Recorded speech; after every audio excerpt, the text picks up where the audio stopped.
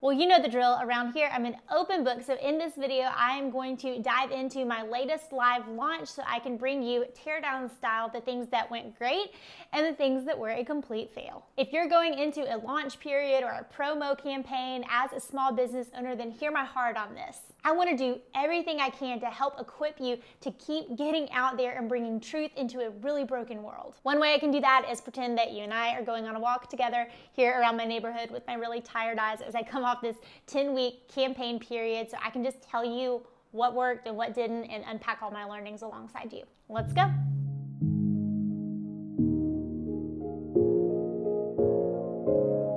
As a conversion copywriter and a brand and launch strategist, I love unpacking this stuff and going through my theories on pre-launching and launching in general. I did one of these teardown videos last year after a launch, and even though they are so exhausting, doing live launches for my products and services is unbelievably helpful because then with clients and students, I have been in there in the trenches and I can actually tell you what worked and what didn't work. I'm very staunch on only teaching things that I'm actually doing for myself or we're doing for clients and students, and this helps me do that. As we dive in, look down below. I've linked a launch copy and content checklist that you can use as you're preparing to go into a campaign period. All right, and things we did right. Number one, yes, it was my biggest launch ever, but yes, that is a result of playing the long game, emphasis on the word long. So there's a Ray Kroc quote that I love. You may have heard me say it before. Essentially, he says, yeah, this was overnight, but 30 years was a really long night. A freaking min. Click like if you needed to hear that too. Maybe you needed that boost of encouragement. Sometimes I do. So case study style, this was another launch of my signature program, which is called Copywriting for Creatives.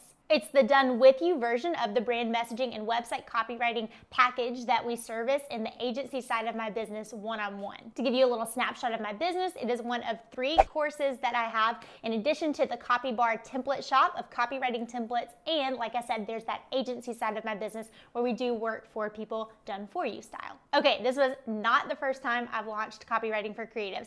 It wasn't the 3rd, it wasn't the 5th, it wasn't the 6th, or the 7th, it was the 8th time. Yes, this was my biggest launch and we blew our goals out of the water, but it's taken me 5 years of doing the same product, putting it out there over and over again, and it's taken about 1,000 people moving through the program for me to tweak the offer and make sure that it's really dialed in and it's getting people results and it's exactly what they wanted. I wanted to start off with this one because I have worked on launches for my clients, and sometimes it's so hard to see their numbers and then come back and sit at my desk and be like, you know what I'm working on looks nothing like that.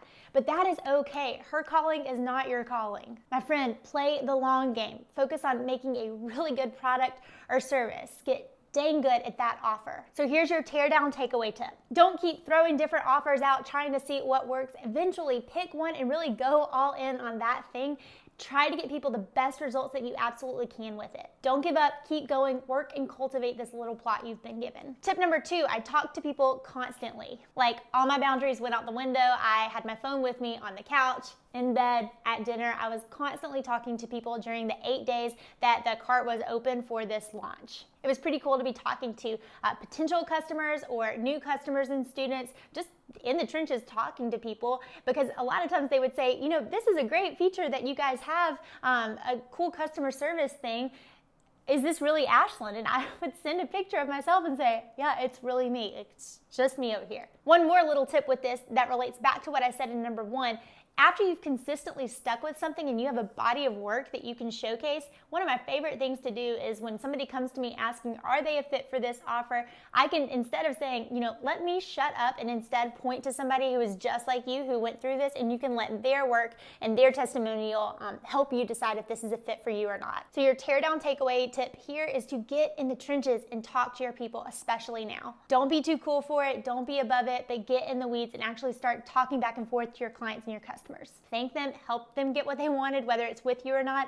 I always feel like it's like that Miracle on 34th Street thing where he says, if we don't have it, we'll point to somebody that does. That's kind of the attitude that I want you to have here. Number 3, your numbers. Let's jump back into the case study because I know my numbers like the back of my hand. I knew that my goal here was to have 169 students. That's what I needed to hit in order for me to cover my launch costs. So that would be paying my team, my contractors, and employees, fees, covering our ad costs, and then covering any redevelopment costs. The product's $8.97, so you can do the math on that. And then I also knew that I always set aside about a third to go into taxes, and then with the rest, I'm pulling out giving, but I'm also reinvesting back into the business. If you're not quite sure how to calculate the numbers on a launch, which I get, it's a lot of math, then look it down below. I've linked my Prime to Launch playbook. I give a calculator in there that you can use. I use that calculator. I can't do it all on scratch paper. Let me boil this down and say, essentially, I knew that I needed 5,400 people to land on my sales page or see the offer, knowing that I typically convert at about a 3% rate. And yes,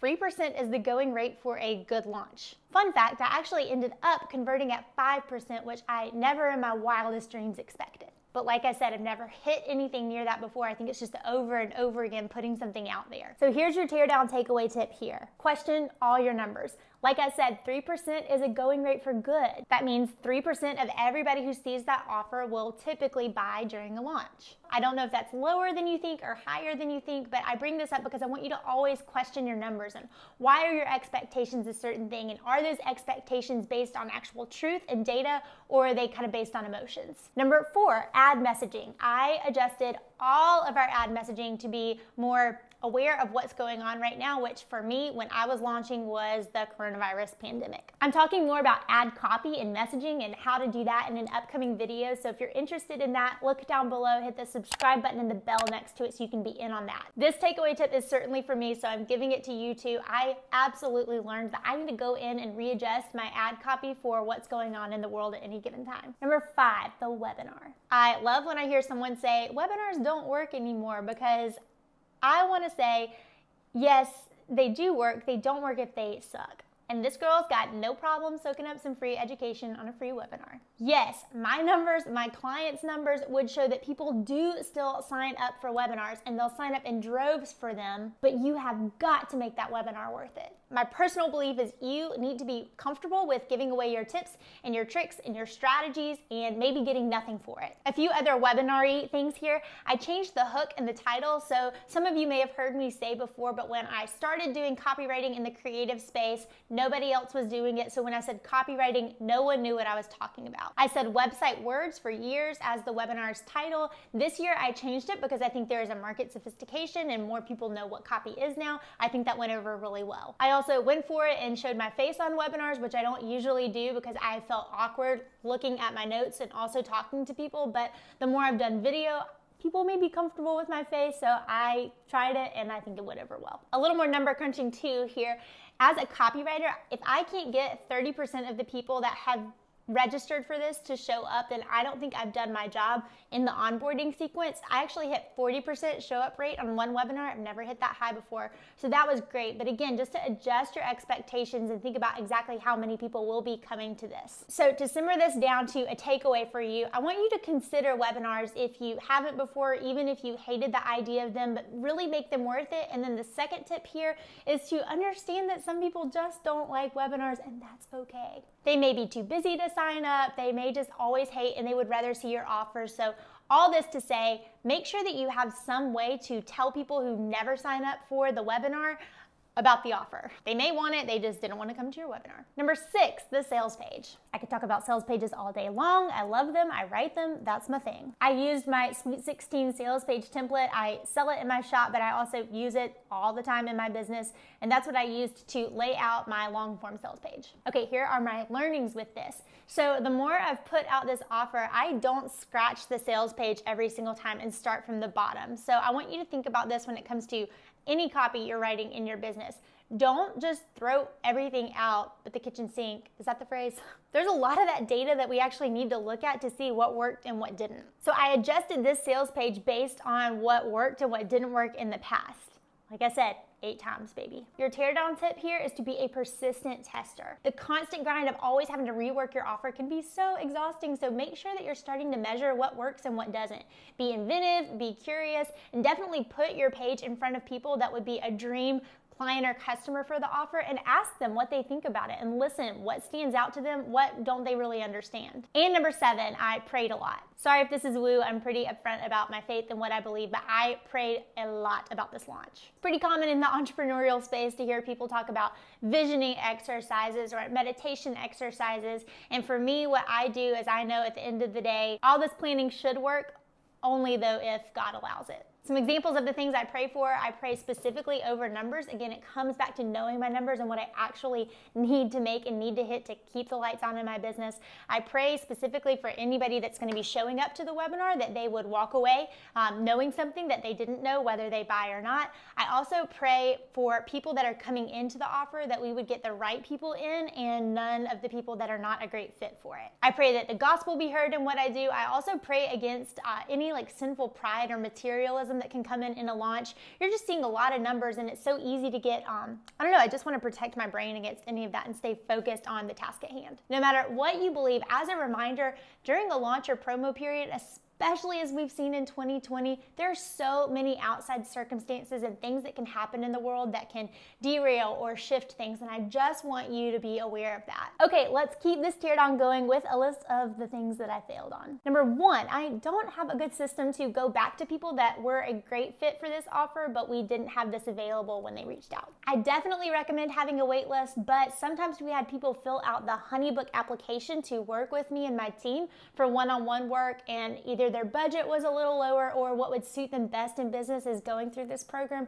And I don't have a good system for going back and saying, hey, heads up, that thing I told you about is actually available now. That's a big miss on my end. I've got to figure that out at some point. Next up, I don't know if this is a fail. I just need to express how much I feel like I'm going to vomit before the first webinar of any of them that I do. Inside Prime to Launch, I call it your hype piece, but I'm talking here about your challenge, your webinar, your video series, whatever you're doing to get people excited and tell them that you've got something new available for them. Here's the thing, I don't think I could ever practice enough, but I probably just need to practice a lot more. So typically the first webinar, historically, you're gonna have the most people sign up for it, thus the most people attend, and that's the same one that you're figuring out all your tech hiccups and glitches, and you're making sure that you know what to say and your timing of everything, and it's like a perfect storm. I always get so nervous on that one. There's hundreds of people in there.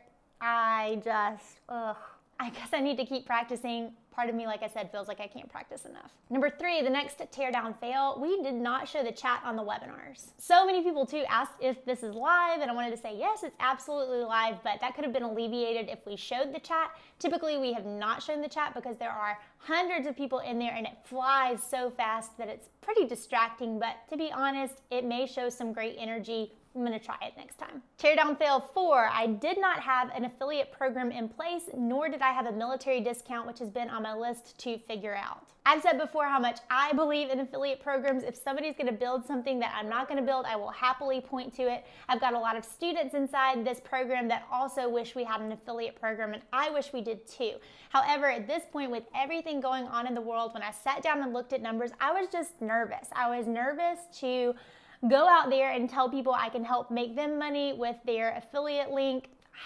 I don't know, with everything going on, I didn't think it was the time for it, so we didn't offer that this time. I would love to do that in the future. And number 5, in 2017, I put a sticky note on the wall in my office for every single person that I wanted to come into my program, and I loved it because I could write down their name each time we had someone join and become a part of it. I didn't do this time, and I want to go back to doing that because it just makes it real. It boils it down to where you can actually see humans and faces and names, and yeah, I want to do that again. Whew, I don't always love sharing numbers, but like I've said before, I am totally okay getting uncomfortable if it helps give you a realistic expectation of what could be possible for you, but also helps you flesh through and think through some things as you grow your small business. Click like if this helped, and please comment below if there's anything else you need from me when it comes to launching your products or your services this year. I'm so grateful for your time spent watching this. And if you need a few more launch mindset shifts, because Lordy knows I sure do, then make sure you watch the next video where I tell you a few other things that I've learned when it comes to your mindset as you enter a promo period. Thanks for watching, and I'll see you in the next one.